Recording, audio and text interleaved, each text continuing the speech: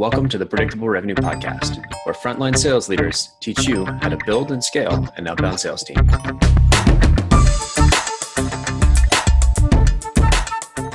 Welcome to the Predictable Revenue Podcast. I'm your host, Collin Stewart. Today, I'm joined by a speaker, consultant, coach, and podcast host. But before we get to Jeff, I'm going to ask a favor. We're actually having a competition in January.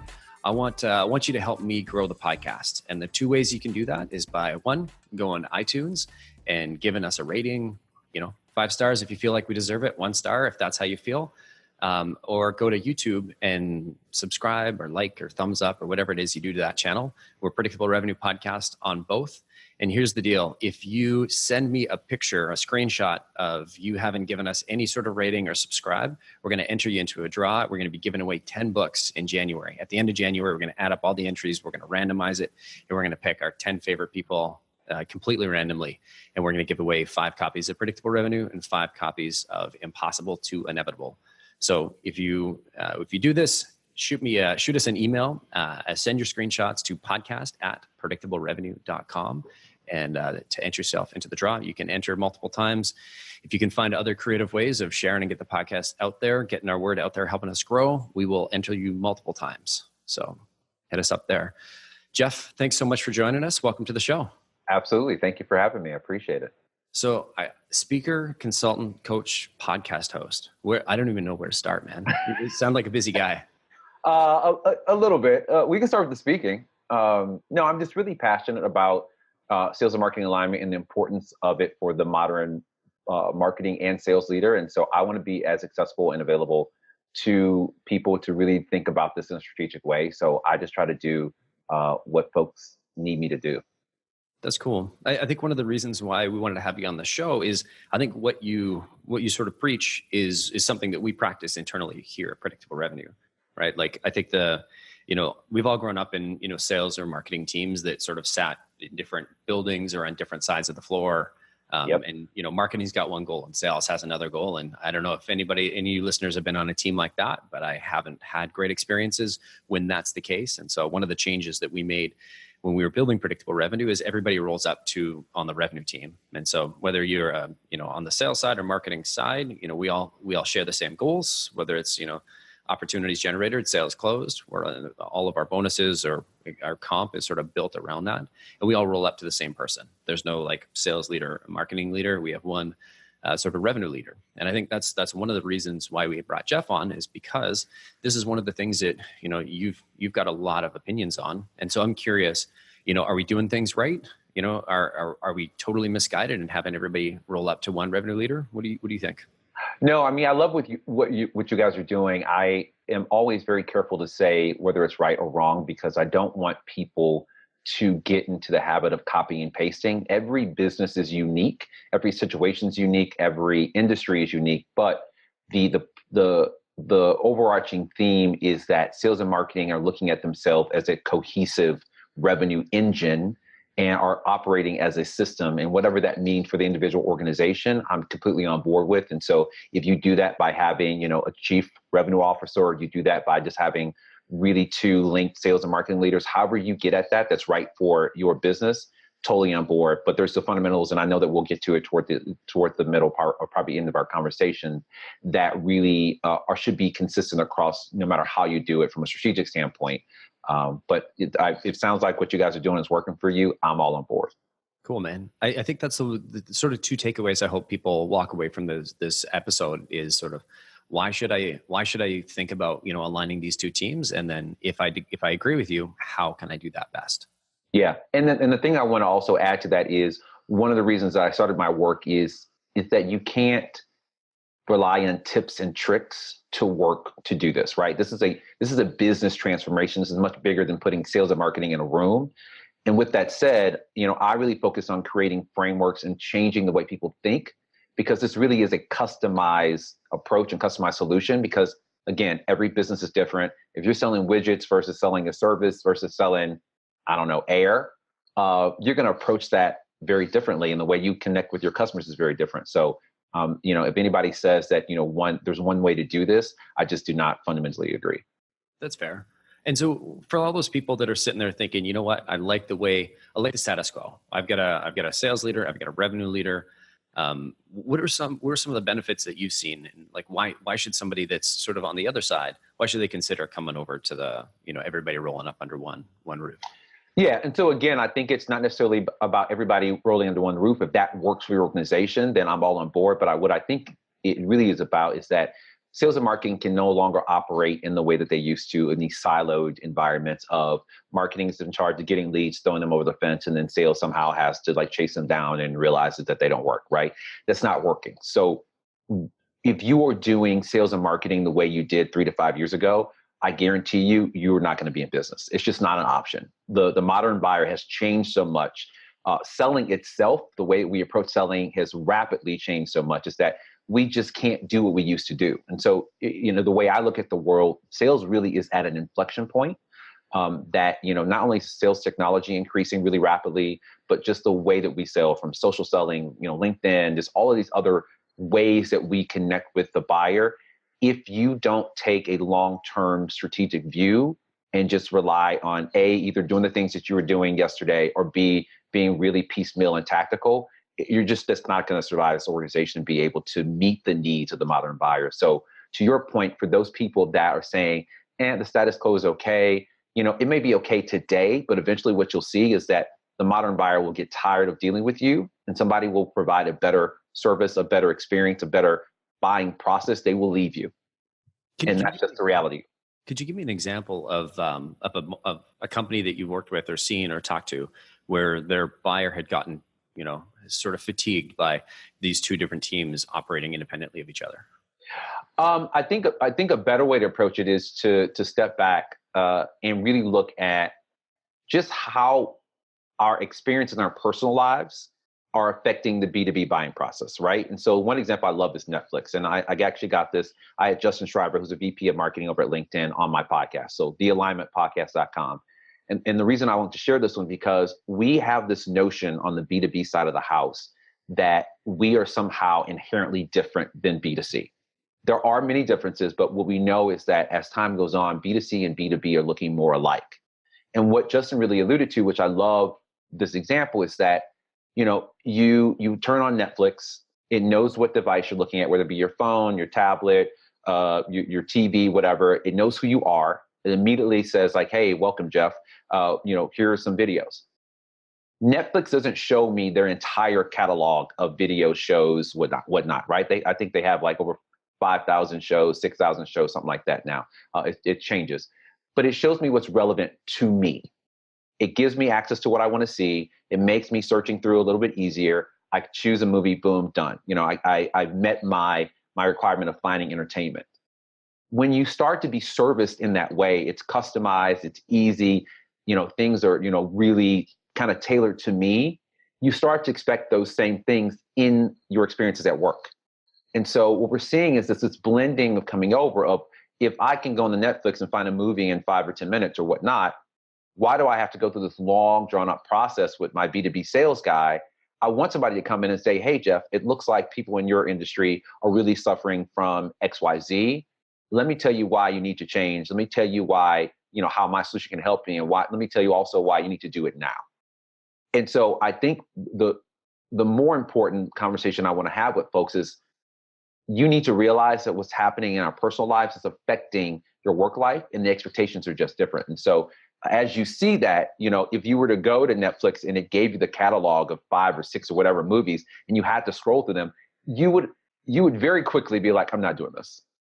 So if it's not acceptable in your personal life, how do we think it's acceptable in work life? That's fair. Can you think of a company that you worked with? You don't have to say who they are. Mm-hmm. They were putting their buyers through that, and maybe walk us through, what changed. Yeah. So I did work with one company in the past. And so one of the first things I initially, when I came in to work with them, is I said, well, what are you asking them to buy? And they're like, well, we have a lot of different options. We can customize this and they can do this. I said, but here's the thing. If I'm coming in and wanting to work with you, I need you to give me discrete solutions. Saying we can do everything actually means nothing. And so the first thing we have to understand is, who's your ideal customer profile? Who who is the easiest to sell to? Who would say, I get this, I need this? Then within that account, especially if you're enterprise, what are the people that need to make decisions? So we go through your stereotypical customer personas. And what we found going through the exercise is that they needed to productize, first of all, to make it easy and say, here are 3 options that we have that most people in your situation want. Now, if you want to customize that after that, great. But you have to make things easy and remove friction from the buying process. Because what I told them, I said, you are putting the onus on the buyer to figure out what they need. That is not their job. That is your job. Your job is to not only understand them and give them, a vision of the future, what good looks like working with you, but to also make it easy to say, based on our interactions, these are your 2 or 3 options or whatever that is. And so I think that was the biggest thing, is helping people understand that, especially with that particular account, is that you have to make the buying process super simple. And I think that we have gotten so used to pushing people through this sales process of, discovery and then this and then the stepwise kind of sales process. And that's not how people buy anymore. B2C, B2B, whatever. We just don't buy that way anymore. So stop trying to push people through these gates that naturally don't feel right anymore. People want to do research. They want to see you on social. They want to watch a video. They want to have a conversation. They want to talk internally. That's a very fluid process.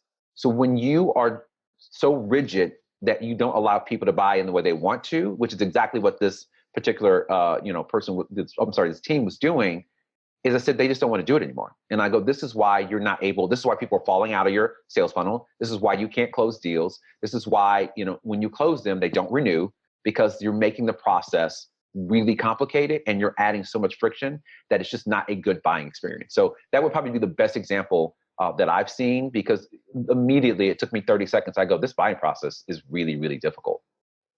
Mm-hmm. And because they were so focused on pushing people through funnels, they didn't realize how it felt as a buyer until I started having conversations and asking them, okay, so now you went through that, and then I do this. How does that feel?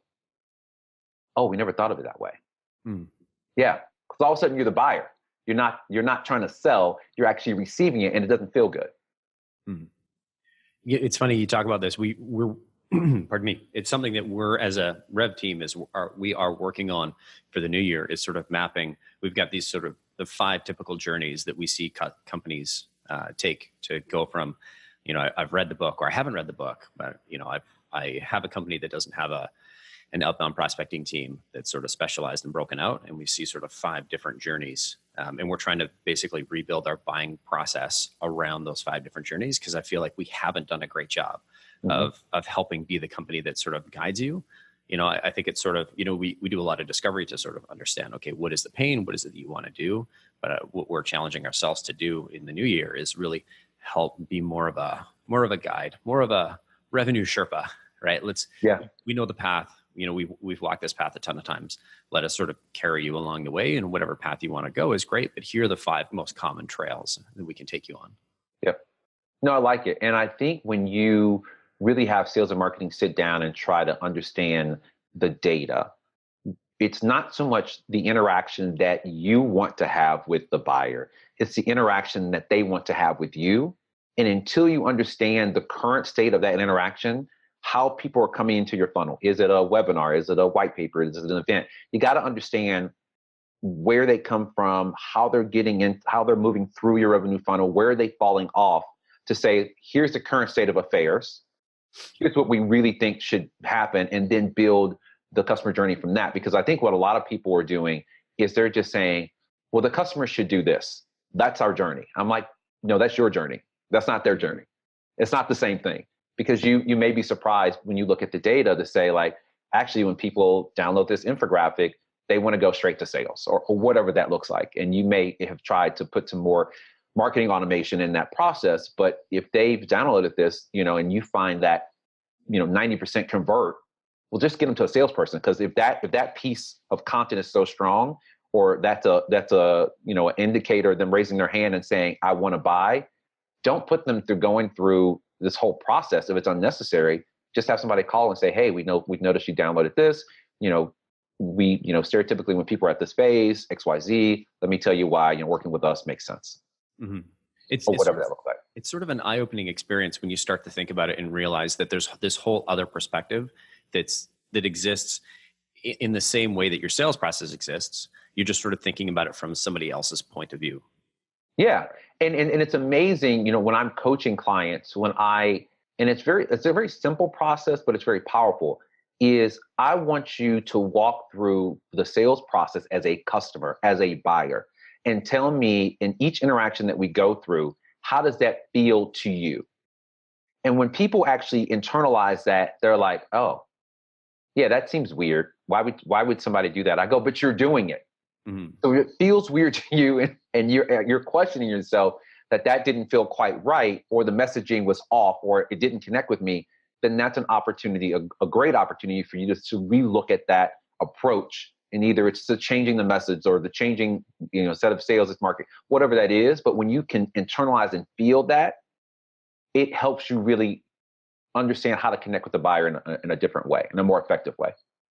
Super interesting. And I'm curious, how do you typically go about doing that? Do you just have them fill out their own form and they're being a secret shopper for their own team? Or, because I imagine a lot of this is calls and that experience. So how do you make sure that the teams that you're working with are actually getting the full buyer experience?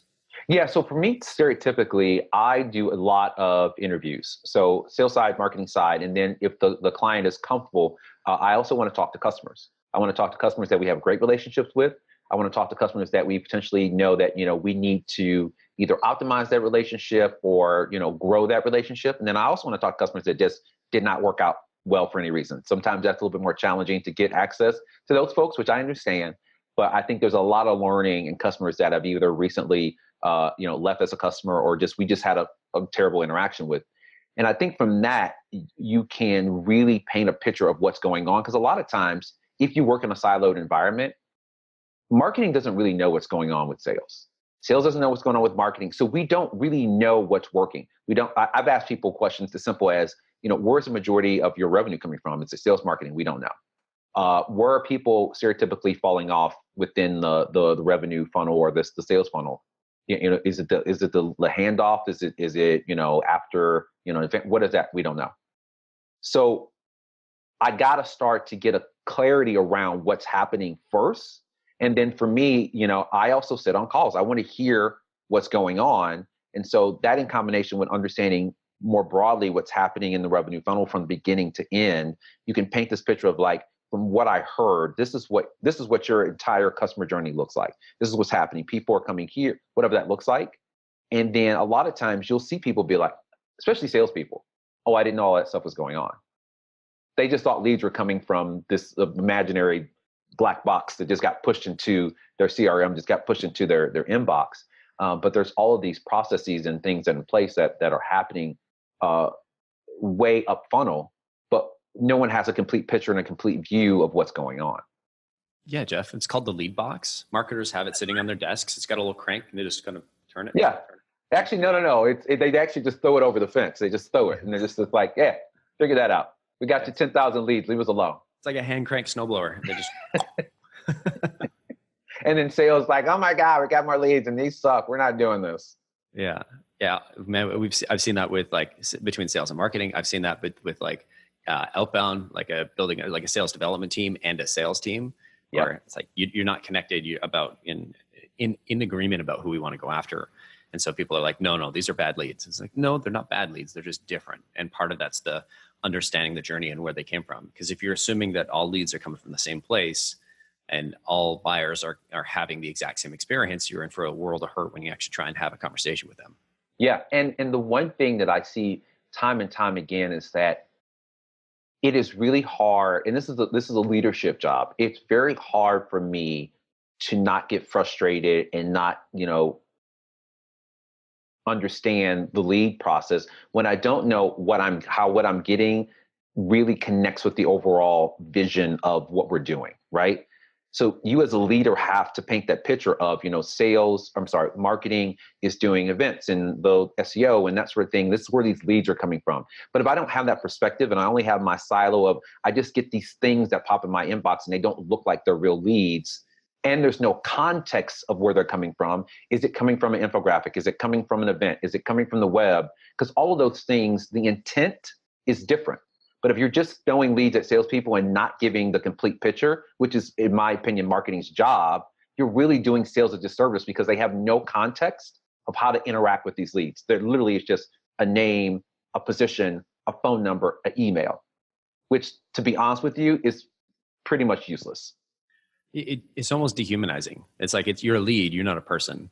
Exactly. And literally, a lead is a 4-letter word. Like, that doesn't mean anything. And so I always talk about marketing's job is not to create leads. And let me say that again. Marketing's job is not to get leads. Marketing's job is to create opportunities for sales.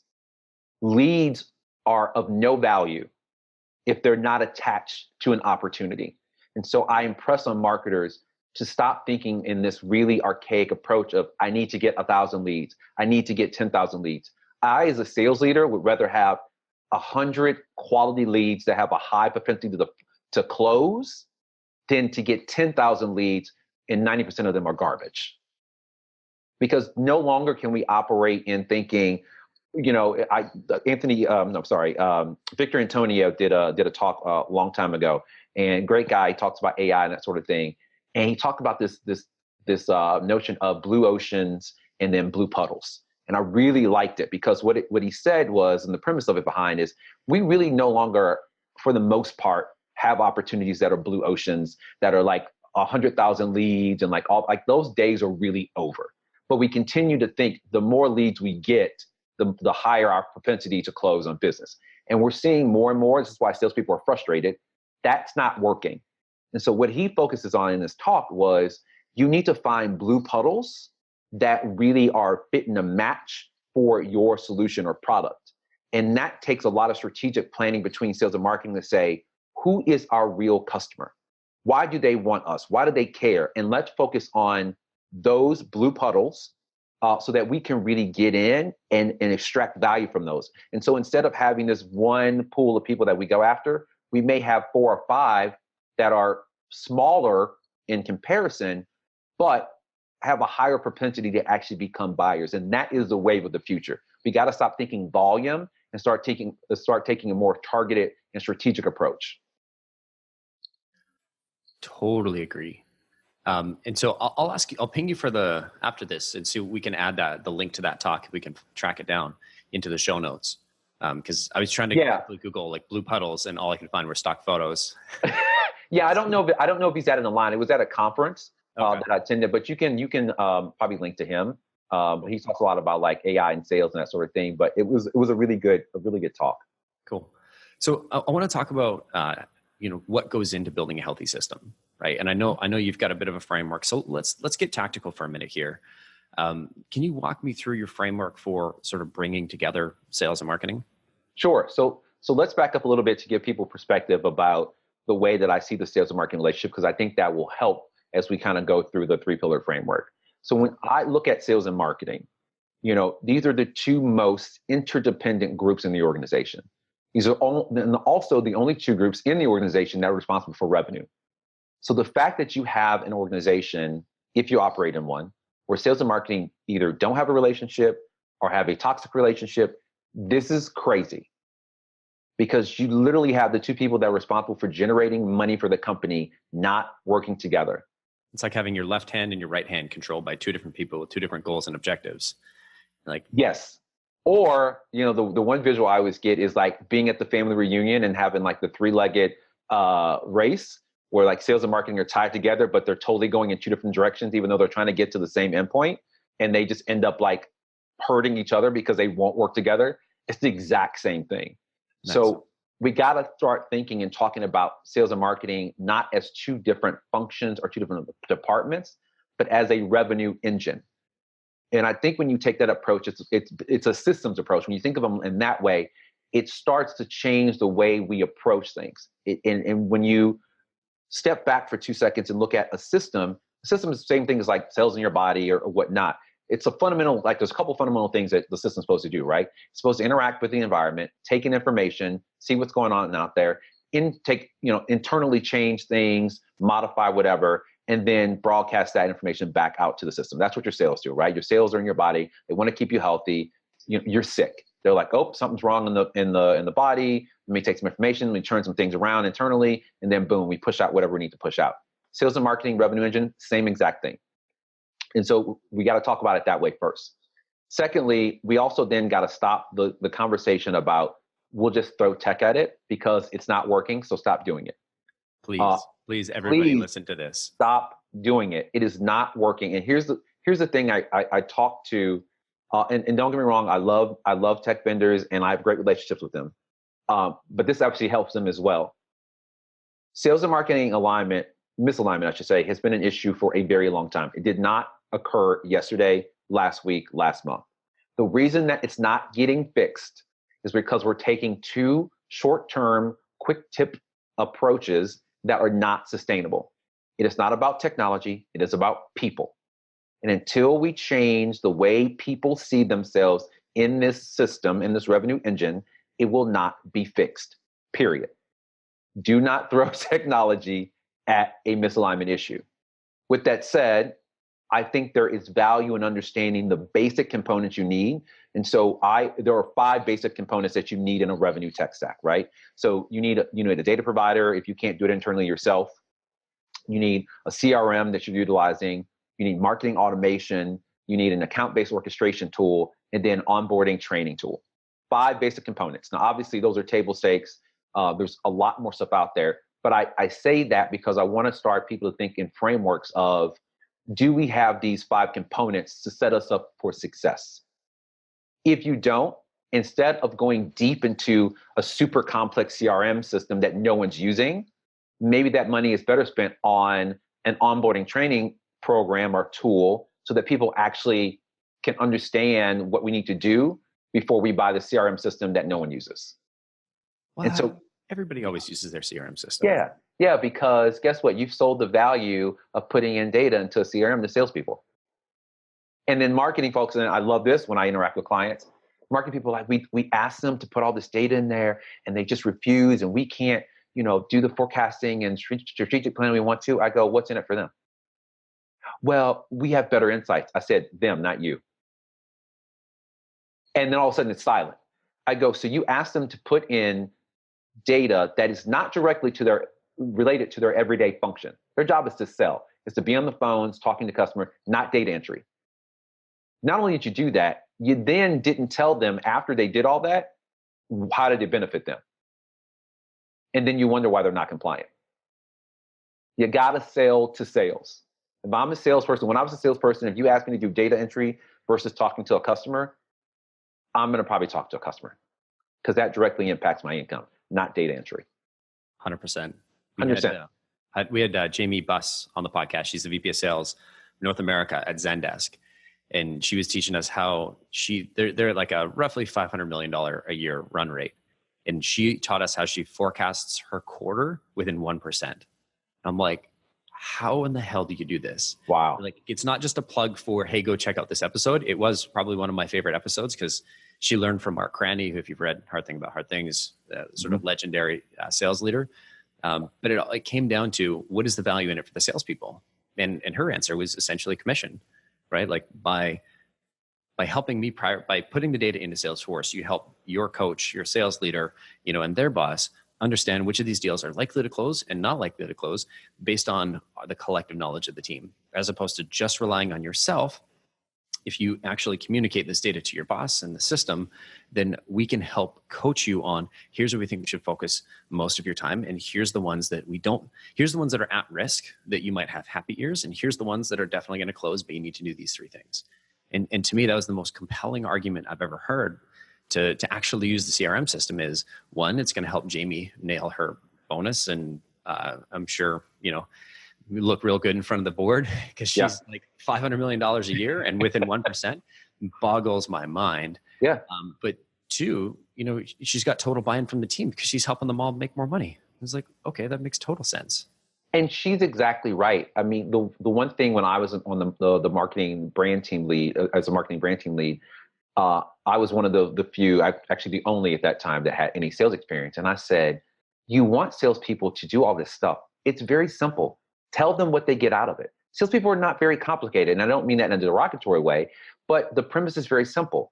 they do things that are directly in line with them closing more business, which means more money in their pocket. If you can show them how entering data into a CRM, which it can, if used properly, can help them hit quota, make more money, close more deals, they'll do it. And so I completely agree with her. I didn't get a chance to listen to the episode, but I will. But she is 200% correct. And you have to sell the value of inputting that information into a CRM to get higher utilization and compliance. Because if you don't, people are going to use it because it's not of value to them.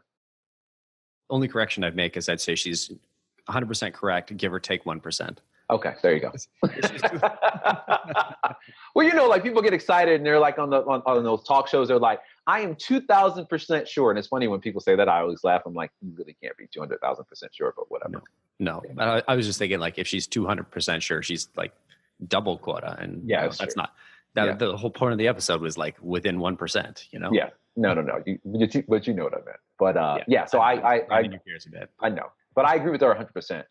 Absolutely. I think she's completely right. So, but to get back to your initial question, so I'm sorry I deviated a little bit, but I wanted to set the stage for why I developed the framework. And so the biggest thing for me I found as I started to do this work is it is overwhelming for most sales and marketing leaders to even think about aligning with their counterpart, even if they want to. What I found in working with both sales and marketing leaders is that I would say in today's environment, majority of people are convinced that sales and marketing need to align. There's just still some outliers. I would say if you would have asked me 2 or 3 years ago, I'd say there was much more. People just not convinced that alignment was an issue. But I think the conversation has gotten to a point where majority of B2B companies realize it needs to happen. And it obviously depends on the industry. But what I find more often than not is when they're convinced, your stereotypical, VP of sales says, yep, Jeff, I agree. I need to have a better relationship with my marketing folks. I now understand the value of what they can bring. I understand what I should be asking for. I've never been in marketing. I don't know what they do. So how do I even approach my marketing leader and say, this is what we should work on? There's so many different things that you can do. It's like, I was like, well, how do you help these two folks that are ready to work together actually think this process through? Like there's no roadmap, there's no guide. There's just, at best, tips and tricks of use account-based marketing, meet more often, develop relationships between sales and marketing. I go, but that's not really helping them think about their business in a really smart way. And so the 3 pillars of alignment strategy was built out of that, of really compiling all of the thought leadership, not only that I had from my personal background, from folks that I've had on the podcast have been really, really great, and just everything in the market that I saw, and really distilling that down into a framework that was easy for people to start the process and be able to tangibly grab onto. And so the framework has 3 components. It's data, process, and communication. And so everything that I have seen that really needs to be done to establish that foundation of alignment, because really about, again, business transformation, changing the DNA between the interaction between sales and marketing falls into one of those 3 buckets. You're starting to remind me of you like the Gary Chapman for like sales and marketing. He's the 5, the 5 love languages guy. Yeah. I know exactly what you're talking about. I never thought of it that way, but maybe that'll be my new shtick. The love languages between sales and marketing. There you go. Because it's the same thing. Is if you haven't listened to the book and you have a significant other, big shout out to that book, because it was one of those things. Like I remember when I was in sales, and I think I read Miller Hyman, and it talked about the sort of buyer's journey and the different buying influences and the different buying modes. I remember thinking like, whoa, because I was looking at sales through this lens of what I want to do. I want to cold call. I want to close. I want to send proposals. I want to hit my quota. Yep. And reading Miller Hyman and Sandler, it really helped me realize that like, oh, there's this other perspective. And then, I wasn't immediately good at it, but suddenly I was aware that it's not just a single track. There's actually 2 sort of universes running in parallel, and I've only been focusing on one. And so I've been missing a ton of deals, right? And it's sort of the same idea. Is it's not just looking at it through the lens of sales. It's not just looking at it through the lens of marketing. It's looking at it through both lenses. It gives us that fundamental understanding of seeing what the other person is trying to go through and what they want to accomplish. I couldn't agree more. And it's funny that you say that, because I remember having a conversation with a colleague a while back, and through that conversation, I kind of came up with the fact that I do sometimes feel like I'm a marriage counselor, because sales and marketing in this relationship where they're codependent, they need each other, but they just don't fundamentally understand how to interact in a way that is productive. So maybe that'll be my next career. There you go. The 5 revenue love languages, or 5 revenue languages. Yes, that's a book. We'll Cool. put that out in the universe right now. I'm going to go buy the domain right now, and I'll sell it to you for $1,000. I already bought it. I bought it as we're talking right now. So talk to me about, data process communication. So it starts with data. Yeah. So it starts with data. So data really is the currency of the modern B2B business. If you don't have a good handle on your data and have a strong data strategy, you are not going to be able to compete moving forward. I think back in the day, you could get away with being, data driven, but we've got to get beyond that and really start to understand how to leverage data. So first of all, we got to start with making sure your data is clean, data hygiene. So if you can't do it internally, you can go out into the marketplace. There's folks like Discover.org, ZoomInfo, LeadIQ, et cetera. And the reason I start with that is because garbage in, garbage out. Right. So if I get you going, I create all these complex systems and all this integration, which I've seen people do, and it's just bad data. It's out of date data, and data decay is happening faster now that people are moving around so much that, for many organizations, depending on your size, it's too much to keep up with. And that's why you have to go out to an outside vendor. But you've got to make sure that the data you're putting into the system is clean. And so if you find that time and time again, your salespeople are calling numbers that don't work, or sending emails that are getting bounced out, and it's getting to a point where it's just like all the time, then there definitely is an opportunity for you to look at, hold on one second. Yeah. While you do that, I liken it to sort of like any sports, strategy, right? Like the data that if you're not looking at current data from the game that you're currently playing, and you're trying to make calls and teach your team to adapt based on that data, if all you have is like this whole season's data, but not today's data, right? You're not watching today's game and you're trying to make these calls based on the averages and the all those metrics, you're toast. Yeah. Right? We interviewed John Miller from initially at Marketo, now at Engagio, or now founded Engagio, founded Marketo. And he talked about the same thing. You sort of define your ideal customer profile, right? And then you build out your total addressable market. Right. Yep. And I think that's the step that a lot of companies are missing, is they just try and, we've got all these leads for marketing. We've got all these, this data here. We've got this data here, but you don't have a picture of your total addressable market. So how can you build a strategy for it? How can you decide, okay, well, this is my top 1% or 0.5% of customers. Here's my top 10%. Here's the rest. I had one guest call it the unwashed masses. That part didn't make it to air. Yeah. But how do you effectively build strategies if you don't know who those companies are? And it boggles my mind that you're going to try and build an entire strategy on something where you really have no fundamental understanding of who the strategy is for. And that's why, for me, data is the first pillar, because everything is based on the assumption that you have good, clean, solid data. And to your point, again, you can build all these great complex systems, but if it's on a shaky foundation, it's not going to work, and it's a waste of everybody's time. And so, what you find is that a lot of people don't put the value that they should on data. And they're like, oh, we can take care of that, and we update everything. I go, but you got to realize, like, data decay is increasing. And so if you're not updating your data, if you're updating your data every 2 years, like, that's bad data. And you may not know it, but it just is. So that's why data is so important. And really the objective is to have a complete real-time view of the customer. And that's why, again, it's so important to make sure that you have that data. And so you alluded to, basically with your sports analogy, what that next point was going to be about, using that data then to create your ICPs, your customer personas, and really understanding and having a view of who are we interacting with, what's working, what's not working, from good, solid, clean data. Mm-hmm. It's one of the things, it's one of the biggest differences I've noticed when I talk to top tier sales leaders and sort of everybody else is that the top tier sales leaders, and yes, they're working at venture-backed startups, and yes, their circumstances are different and they have, bigger wallets and they can invest more. But the one thing I've noticed when I work with, when I talk to people that are exceptionally successful in their roles as sales leaders, is they always start with data first. You have to. It doesn't matter what the cost is. You need to know what that market is, right? And for me, if I had to choose between, I'll say it this way. The data component is so compelling that it really honestly should be the starting point for your revenue stack. Because everything else, your ABM strategy, your CRM, all of those things are based on the fact and assuming that you're putting in good data. I don't care if everybody uses your CRM and you leverage it. If the stuff that's in the CRM is wrong, then it's worthless. I think if you don't have data, you don't have the accounts, and then it's just a BM schedule, basically. And that's something totally different. Yeah, not a topic for this podcast. No, that's a different topic for a different show.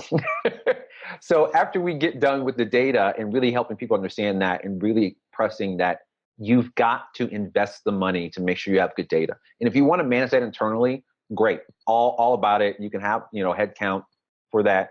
But if you can't, again, you just get an outside vendor, you figure out what works for you, and then boom. That then allows you to pull into the process, because now that we have this data, we understand what's going on, we understand our interaction, we understand where people are, potentially falling out of the buying process. We need to then build processes, and these are holistic processes. So I'm not just talking about a sales process or a marketing process. Yes, you'll have sub processes that you go through, that you manage your people, but I want an end-to-end revenue generation process of, I want to know as a sales leader, as a marketing leader, I sit down together, I want to have a review of the funnel. How are we getting leads? Are we doing events? Are we doing SEO? Are we doing mailers? Whatever that is. How are they getting into the funnel? How are we then, what's the handoff between sales and marketing? You need to clearly define that. If there needs to be an SLA, whatever that is, but we got to figure out what that is. And then how do we get them from that handoff with sales to close? I want to understand that whole process. And then if I would sit with my sales or marketing counterpart in those leadership meetings, I want to review the entire pipeline. I don't want to just look at the number of interactions or these, what I call vanity metrics, clips and the likes and Facebooks and interactions and website. Those are great.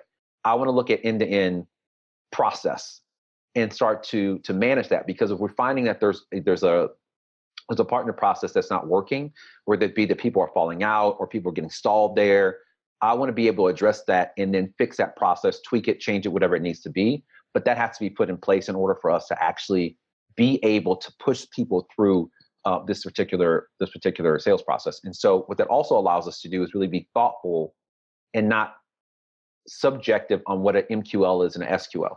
Many times they argue all the time of like, what's a marketing qualified lead? What's a sales qualified lead? I don't know that I really care, to be honest with you. You define it for your business. I just want us to understand at what point do we feel that particular lead prospect is ready to have a sales conversation, and to be able to understand what is that intent, what is that thing that we've seen be consistently, tell us that they're ready, get it over to sales in the most effective way possible. So we're starting with the foundation of data of, what is that total addressable market? I'm assuming we're and I think what we're talking about is also not just who are the customers, but, what are the metrics that are really driving your business? Then the sort of next layer is mapping the process over top of that so that you can see you have a complete picture of the market. You have a complete picture of the sort of buyer's journey as mapped as they would go through it. And you have the sort of metrics along the way so you can diagnose, okay, where is the biggest bottleneck? Right? What's broken Correct. here? What's broken there? Let's look for, because there's always low-hanging fruit. Let's focus on that first instead of, this large, fundamental change. Chances are there's a couple, very small tweaks. And so once you understand sort of the foundation of the data and the people that you want to target and the metrics that are really driving the revenue engine, and then you understand the process of, how this engine works. What is that? The next step? You've got sort of three pillars here. Yep. So it feels like those are two great pieces. Why do anything else? Yeah. So what's missing here, right? So if we had just really good data and really good process, what's the missing component? And the missing component is being a learning organization to be able to pivot and change strategy. Because with just data and process alone, we're just doing the same thing over and over again. Because there's no feedback loop, there's no communication, there's no way for us to know if it's working or not. That's why the third pillar is so important, which is the communication part. So data, process, communication. So we need both formal and informal feedback loops. A lot of people say, oh, we informally kind of talk and sales and marketing meet, and we talk about what's going on. No, you need formal feedback loops. You need formal meetings to be able to review what's working and what's not working. I had the Sales and Marketing Alignment Summit about a month and a half ago, and one of the sales leaders was really great, and I got really excited when he gave this answer. But he talked about the fact that they have standing meetings between sales and marketing leadership to discuss pipeline, and that they also have standing meetings for sales and marketing colleagues so they can talk about like wins, how they work together, that sort of thing. So people know what campaigns are coming up, how those campaigns perform, all of those things, so that as a salesperson, I know marketing is about to launch this campaign. It's going to last for X amount of weeks. I should be talking about XYZ, or if I get a lead that's attached to that, I know what to say. So it's really important that you have this communication component and you formalize it, because if you don't formalize it, inevitably what happens is that people get caught up in the minutia of what they're doing. You get stressed out and you just start to drop things off. And then we start to see there's this creep where we start to go back to our selfish ways, and we start to only focus on what is important in our world, and we stop and lose focus about how we collectively work together. And so the other component of that is that if you want to be competitive in the marketplace, you have to be what I call a learning organization. When you look at the psychology of collaboration, we talk about, sales and marketing collaborating, but when you look at the psychology, what defines collaboration is not only sharing of information and having a shared vision or shared goal, but it's learning from each other and changing the activities that you're doing based on that said learning. That's a true definition of collaboration. And the only way you're able to do that is to have a formal feedback loop in place where sales can share with marketing, marketing share with sales, and you can iterate based on what's happening in the market.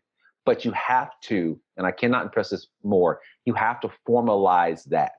The informal is not enough because it does not give you an ability, or a process, I should say, to be able to catch things, vet things, talk about them, adjust, pivot, and change. And so that's why it's so important to have all of those three components within the alignment strategy or the framework, because if you don't, you're losing that component of being able to learn. And so that's why the communication piece is so important to round that out. That's awesome. I was just taking a couple of notes here because I feel like the three sort of takeaways that I've pulled out of this, out of our conversation, is really, it starts with sort of getting the data that drives the business, and that's not just the activity data, but it's also the sort of total addressable market data. The second piece is we need to map our buyer's process, and then actually and take it one step further, and not just sort of draw it out on the whiteboard and say, "There, good, we're done. Here are the metrics." But actually go through it yourselves and sort of interview people, whether they're buyers, whether they're the salespeople, so that you have this sort of total and complete view of the sort of, not just the metrics, but the sort of emotional journey that one of your customers goes through. Right. And then the last piece is creating formal feedback loops between sales and marketing, so that you can encourage not just future collaboration, but also sort of mutual learning. And also, what I also add to that, the communication pillar is, it's not only internal communication, but it's also external communication, in that we have to think about making sure that we have a common language between sales and marketing when we interact. So when we talk about the revenue funnel, we need to be clear what's considered a lead. Like all those things that we don't think about, they matter, because the sales and marketing language is different. There's definitely marketing speak. I've been in those meetings and I love my marketers. But when you start to interact with salespeople and you use that language, it falls on deaf ears, because even though you're saying the exact same thing, that's not the way they talk. And so we have to start creating a common vocabulary so that we don't waste time, and we don't, there's not things lost in translation. But also when you look at externally, we've got to make sure that we are communicating with the buyer in the same way, with the same language. Because what a lot of companies are doing, because they're not aligned, marketing is saying one thing, Sales is saying something else. The buyer prospect gets confused, and it goes back to about creating a really great, seamless, frictionless customer experience. I'm confused. I don't want to work with you because I'm getting stuff from your marketing team, and they say that you're the account-based marketing orchestration tool. But when I talk to the sales guy, he says that you guys can help me with my data. So I don't know what you do, and you guys have communicated two different things to me. And so now I'm just like, nope, I'm going to work with somebody that's super simple and makes this process easy. So it's not only internal communication and synergy and collaboration, but also making sure that we have a united front as we go out to the customer or the buyer or the prospect, and that we have a seamless communication with them. That's incredible. I think the impact of actually nailing that can be immense on on an organization. If you look at, I think a lot of people, at least on the marketing side, they look at, okay, I've got to optimize my landing pages. And on the sales side, you look at, I need to optimize my messaging, because if you make them think, or if you're confusing even for a half second, your conversion rates are going to drop. But I think the fact that we don't look at this from a holistic view and say, well, marketing is telling one story and sales is telling another story. When you have that sort of disjointedness between two different parts of your company, you create this hesitation, and hesitation kills momentum in the sales process or in the buying process, and kills, revenue growth. And why this strategic approach is so important now more than ever is that we have got to realize that salespeople, marketers, sellers in general are no longer fighting against the competition. They're fighting against status quo bias. There are so many options. There's so much information. There's just so much that's overwhelming the average B2B buyer. Is that it's easier today to say, like, nope, I'm just not going to make a decision at all, and we're going to keep things the way they are because there's too much pain involved with this. I think that it was SBI that came up with a study that showed that 60% of deals are actually lost to no deal versus a competitor. And so we not only have to go through and do the strategic work, but we've got to also approach the market as, I'm not just saying I'm better than company Acme or ABC. I've got to give you a compelling reason to change, convince you why you should do it now, and then also convince you why you should do it with me. And so that's why it isn't so imperative that sales and marketing leaders take this seriously and take this approach. Because to your point, it is easy to say, like, oh, I just got to focus on optimizing this and that sort of thing. I go, well, if you're optimizing to a customer that doesn't want to buy your stuff, it's really a waste of time. I feel like I've learned so much, and I could keep you on the show for another hour or two. But I know you got some Christmas shopping to do, even though this episode comes out. Hopefully, I get a little passionate about this, so I can talk about it. Literally, I can't talk about it all day. Hey, but me too. Yeah. I did want to give us a chance for our surprise, not so much surprise segment. One of my favorites. So give you a chance to promote yourself, but you're going to have to cold call role play with me. Oh God, I love this. You ready? Yeah. So you know what? I'm just, when you're ready, give me the nod and I'll go ring, ring, and then we're into it. Okay. Ring, ring. Hey, this is Collin. Hi. What if I told you that Oh, sorry. So it's funny because I got to pretend like it's a real deal. Yeah. Let's just try that again. This is funny. Yeah, I hung up on you there for sure. I was like, oh no, I don't recognize the number. Okay, ready? This is why I speak for a living. Yeah, ring, ring. Hey, this is Jeff Davis. I'm a sales and marketing alignment expert, and I want to connect with you today. Are you having trouble with connecting with customers? Let's edit that. No, there's no edits here. This is all going in. It's fun. It's the struggle. And we all appreciate that you're probably not cold calling on a daily basis right now. No. So. Yeah, it's funny. Okay. All right. We're going to go back to my sales roots. We'll keep it simple. Okay. Go ahead. You got this. I believe in you. I'm still going to thank you and throw a bunch of objections, but I believe you can do this. Okay, ready? Ring, ring. Hello, this is Collin. Hey, Collin, this is Jeff Davis. I want to connect with you today really quickly to discuss how I can help you align your sales and marketing organization to drive revenue more effectively with the modern buying today. Does that interest you at all? No. No? Okay, great. Hang up. That's it? One objection and you just... Well, you said no. So but I set myself up for that one, right? Because I asked you a closed-ended question when it should have been an open-ended question. Exactly. So right? how do we open that up? So stereotypically when I talk about this, right, I talk about the fact that, most companies don't realize that they are losing up to $1 trillion in lost sales productivity and wasted marketing spend. So if I was having a real conversation and you didn't catch me off guard, I would stereotypically talk about the fact that, if I could help you uncover a way to stop the bleeding of over $1 trillion based on, lost sales productivity and marketing spend, was that something that would interest you? I mean, I think you might lose me with $1 trillion. I mean, maybe that's like the global, but you know, when our company's doing millions of dollars in revenue, trillions is like way out of the. May as well be a made up word. Like, you know that most companies are losing $1 bajillion in lost revenue to XYZ? Like, yes, I guess I did. Are you a cartoon? No, I'm sorry. Okay, all right, sir. I don't like this part of the segment, but we're gonna get through this. All right, you ready? And then so. I like the open. I'd say, can you shorten it up and get to within like 15 seconds? Can you get me to not a close, but an open-ended question? So like, how do you handle X? Maybe something like, how do you get your sales and marketing teams, or how do your sales and marketing teams work together, collaborate today? That's fair enough. Cool. All right. Ring, ring. Hey, this is Collin.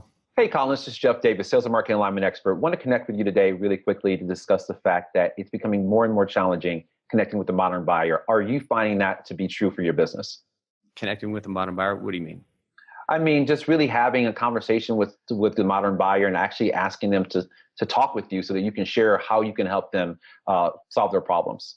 Well, our salespeople are helping our buyers all the time. They find that it's hard to actually have a conversation with them, get them on the phone, get them to answer emails. Like, do they have a speech impediment? No, I don't mean a speech impediment. I mean, or do you find that your average sales rep, are actually able to have a meaningful conversation with buyers?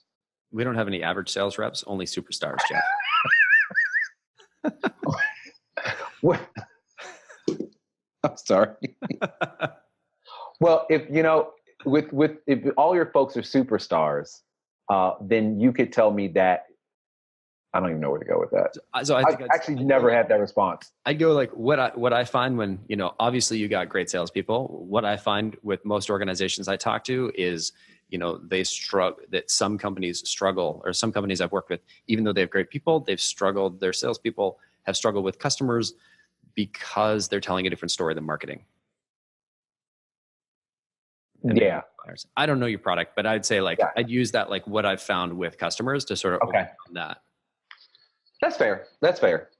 All right. So I've tortured you enough. Why don't you just tell, like, what are we trying to promote here? You've got a summit coming up in Chicago, right? I do. So we just had the last Sales and Marketing Alignment Summit. So the summit is a executive peer-to-peer event series where I put VPs of sales and VPs of marketing, B2B obviously, in the same room. And we really have a roundtable discussion about how to attack the sales and marketing alignment issue from a strategic standpoint. And so I bring in thought leaders based on a specific aspect of this. And so our next one will be here in Chicago at the end of April. And we will actually be focusing on the data portion. So I will have a data scientist come in, we'll have some data vendors come in, and just really help leaders in a really relaxed environment with their counterparts and colleagues to talk about, as a sales leader, as a marketing leader, what do you need to know about data science and really creating a strong data strategy. And the other, and obviously one of the second components that's great is that you get some really great networking in that. Stereotypically, when I talk to marketing leaders or sales leaders, they have a really great, robust network of folks that are in their function, but they always complain about the fact that, like, I don't know other VPs of sales and that sort of thing. I love the fact that when you have this event, I can actually talk to other counterparts at my level that I can learn from. If I don't necessarily want to talk about this to my VP of sales, I can get some other perspectives from folks that get it. So like I said, end of April here in Chicago, and we stereotypically have director, VP level and above. So it's great that we can have those conversations that you wouldn't stereotypically get in just like a regular event where you're talking about, more broad topics. That's great. Yeah. Are you going to sort of piggyback off of, because I know the AAISP Leadership Summit is the 16th to 18th. Yes. Yeah. So I actually, right around there. I actually think it's in May this year. Okay. I have to check and make sure. You may be right, but I actually know I'm the chapter lead for Vancouver. Yeah, you actually should. But I will actually be at that summit as well. So you actually may be right. It might be right before. I got to check again. I've kind of mentally kind of turned off for 2018 just to let my brain sleep for a minute. But I will be there. That on the podcast. That was I great. know, it's totally fine. Yeah, so much I care. The interview. Yeah, so much I care. But I'll be at that one, and then So if it's the middle of April, then we'll be toward the end of the month. And so again, what's really nice about it, it's an opportunity for very much like the ASI summit, that it's all leaders. And so it allows a unique opportunity for you to get together with your peers and colleagues and talk about this stuff in a comfortable, non-combative environment. That's awesome. Yeah. I always struggle saying AAISP. I always butcher. I'm like, AA is like A's ISP. Yeah, I'm like, guys, we need a better, acronym, or let's just get like a word. Let's call it like the club.